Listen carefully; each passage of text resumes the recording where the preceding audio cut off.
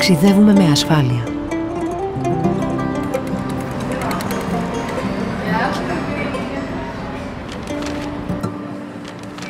Επιχειρούμε με τοπικά προϊόντα, στηρίζουμε νέες τεχνολογίες, δημιουργούμε προοπτικές.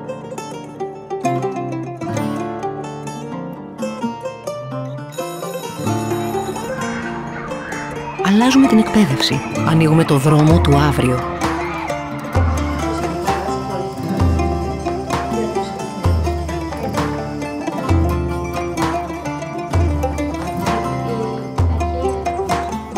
Φροντίζουμε όσους έχουν ανάγκη, με σεβασμό και αξιοπρέπεια.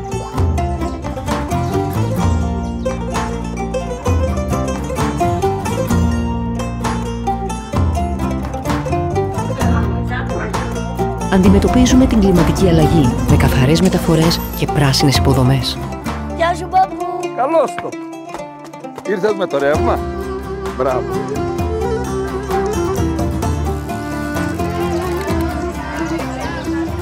Απολαμβάνουμε τις πόλεις και τα χωριά μας, όμορφα, ανθρώπινα, βιώσιμα.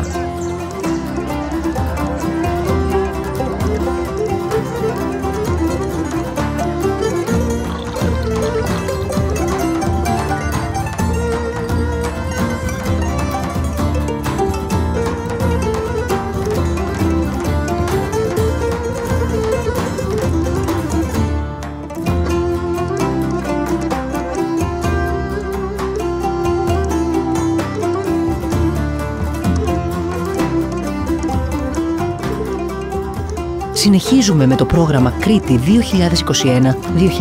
2021-2027. Έξυπνη, πράσινη, κοινωνική και βιώσιμη ανάπτυξη για όλους. ΕΣΠΑ, με τη συγχρηματοδότηση της Ευρωπαϊκής Ένωσης.